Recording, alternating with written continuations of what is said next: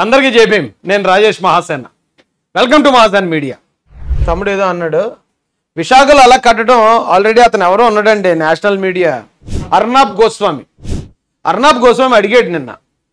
అది అటండి, ఒకవేళ మీరు నిజంగానే రిసార్ట్ కోసం కట్టుంటే, టూరిజం కోసం కట్టుంటే బాత్రూమ్ 36 లక్షలు ఇట్టి ఎందుకు కట్టారా అని అడిగాడు. ఈ ఎవడు చెప్తాడు సమాధానం? అంటే రూము అద్దెకి తీసుకున్నాడు 5,000కి తీసుకుంటాడు, అది స్నానం చేయడానికి 36 లక్షల బాత్రూమా? 2,000 ఎడితే షవర్లు వచ్చేస్తున్నాయి, 36 లక్షలు ఎట్టి బాత్రూమ్ ఎవడు కట్టమన్నాడు అని అడిగాడు. అలాగే 50 కోట్లు గ్రీనరీ కోసం కేటాయించారట. ఏంటి గ్రీనరీ? గడ్డి, పచ్చగడ్డికి 50 కోట్ల? ఓడి అమ్మ, ఊరికే దొరుకుతుంది రా బాబు. అది పచ్చగడ్డి కోసం 50 కోట్లట. ఏమంటే ఇంకోటి ఏదో అలాగా 100 కోట్లు, 50 కోట్లు. అది ఎవరు టూరిజం కోసం పెట్టరండి. అతనే అదే అర్నాబ్ ఇంకో మాట అన్నాడు, Saddam Hussein palace, Buckingham palace అంటే మహారాజులు కట్టించుకున్న ప్యాలెస్లను తలదనేలా కట్టారట ఇవి. అంటే జగన్ గారు కూడా మహారాజులకి ఫీల్ అయ్యాడు. మహారాజులు కూడా వాళ్ళు ఏం చేస్తారంటే ప్రజాధనంతో కట్టించుకుంటారు వాళ్ళు. ఇక్కడ జగన్ గారు కూడా ప్రజాధనంతో కట్టేసుకున్నారు. అయితే ఇప్పుడు వచ్చి రాష్ట్రపతి ఒత్తడిని కట్టాము, ప్రధానమంత్రి ఒత్తడిని కట్టాము, ఇంకోటి. మరే అసలు మనకు తెలిసి ఈ 5 సంవత్సరాల్లో రాష్ట్రపతి గారు ఎన్నిసార్లు వచ్చారు మన రాష్ట్రానికి?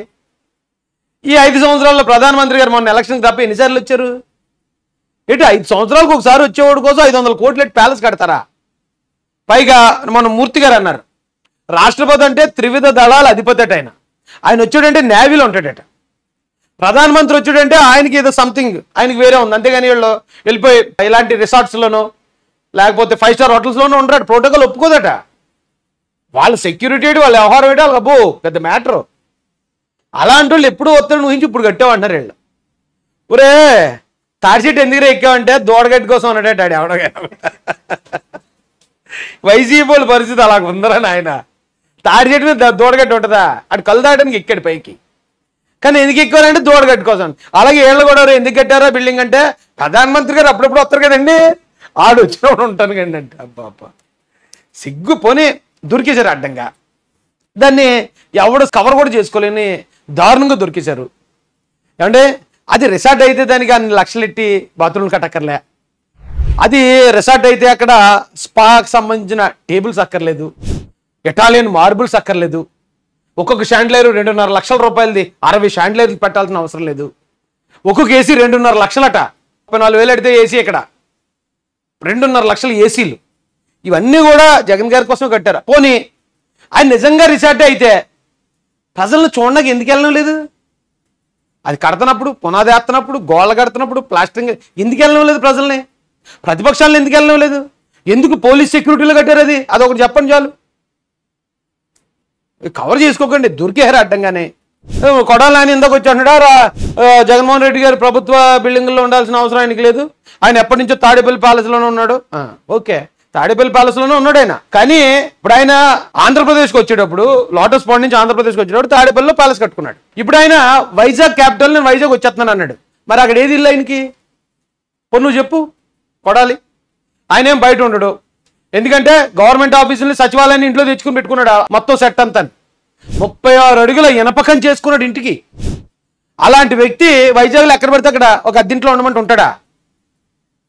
వైజాగ్ ఆయన వెళ్ళిపోతాను, నేను అలాగే వచ్చేసరికి కూడా నేనే ముఖ్యమంత్రిని, వైజాగ్ వెళ్ళిపోతాను, వైజాగ్లో నాకు ఇల్లు. ఇప్పుడు ఈ ఏదైతే తాడేపల్లి ప్యాలెస్ ఉందో చూసే మీ అందరికీ చెప్తున్నానండి, ఆ ప్యాలెస్కి 36 అడుగులు కంచి ఉందని జగన్ గారు ఓడిపోయేదాకా బయటకు వెళ్ళలేదు. అంటే దాని అర్థం ఏంటి? కనీసం ఆ రోడ్డు అమ్మటి కూడా ఎవరిని మనుషులు తిరగనివ్వలేదు వాళ్ళు. ఆ రోడ్డు అమ్మటి ఎవడన్నా ఎప్పుడన్నా ఎల్లు ఉంటే మనిషి మామూలుగా ఎవడన్నా ఆలాటోడు డేటర్ అయ్యాము ఎంత కంచి ఉందని ఫోటో తీసి ఏటి కంచి అని పెడతారు. కనీసం 5 సంవత్సరాల్లో బాగా అది ఎందుకు రాలేదు బయటికి? కనీసం అంటే నరమాతృడికి అది కంటికి కనిపించడం లేదు. రేపు మళ్ళీ జగన్ గారికి గెలిచేస్తారు, ఇక ఈ ఏదైతే రుషికొండ ప్యాలెస్ ఉంది ఇది కూడా నరమాతృడికి కనిపించదు మరొక 5 సంవత్సరాల్లో. అంత రహస్యంగా మహాభారతంలో పాండవుల లక్కింట్లో ఉన్నట్టు, లేకపోతే మాయా మహల్లో ఉన్నట్టు అలా చేసుకున్నాడు ఆయన. అయితే వీళ్ళందరికీ తెలియదు ఏంటంటే వీళ్ళు ఓడిపోతామని కనీసం కళ కూడా ఎప్పుడు రాలేదు వాళ్ళకి, కళ్ళలో కూడా అనుకోలేదు వాళ్ళు.